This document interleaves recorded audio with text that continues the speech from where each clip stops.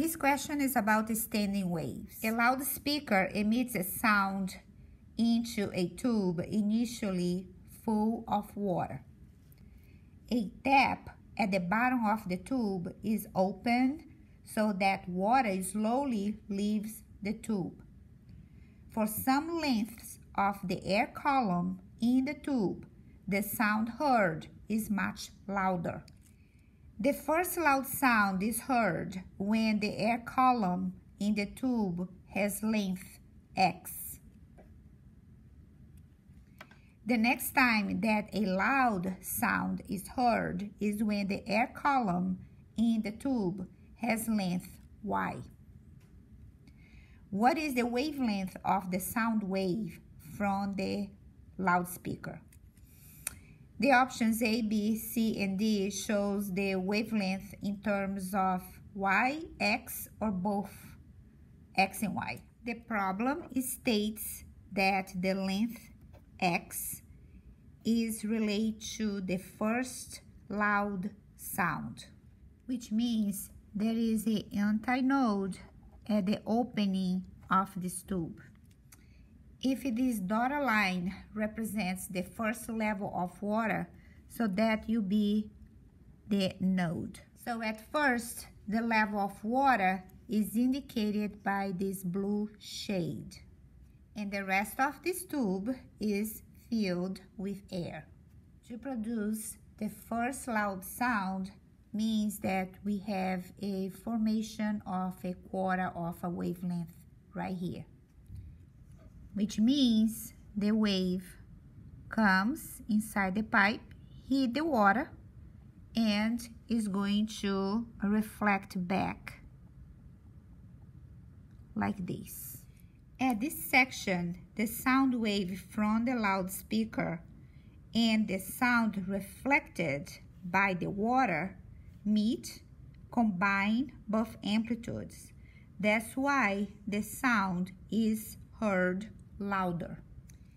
The question states that this valve or tap is open, allowing the water slowly moving in this direction. And as the water is going down, so then we have more air in the tube.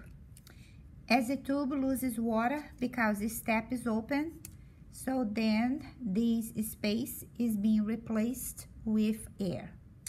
Now when the water level is at length y, a second loud sound is heard. So now the water level is here, and that will be the next node. So there is a node here and a node here. So between two nodes, two consecutive nodes, there is a antinode. It should be right here, right in the middle. So this is how it goes. So the sound from the loudspeaker is coming this way, is going to hit the water, and is going to reflect back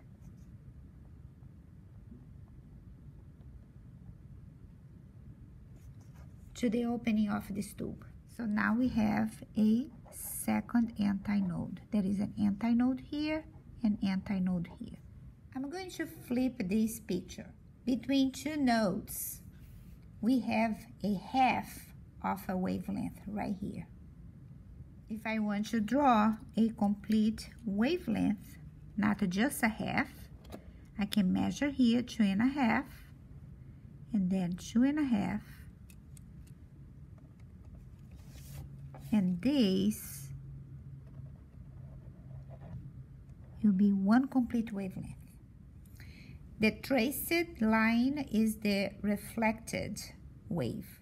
A stand wave is formed when two waves with the same wavelength and same frequency but opposite direction meet in one section.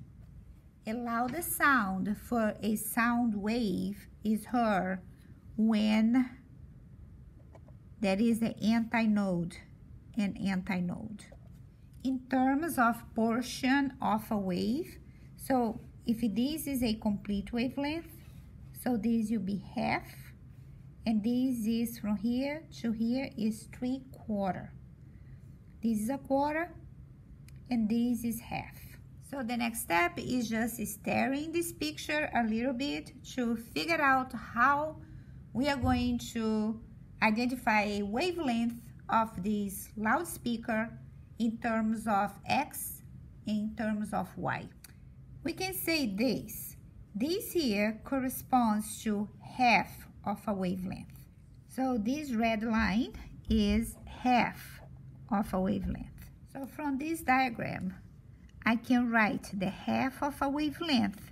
This portion is equal to the whole thing, which is Y, minus X, which means that the wavelength is 2 times Y minus X. And we have a winner here, which is C.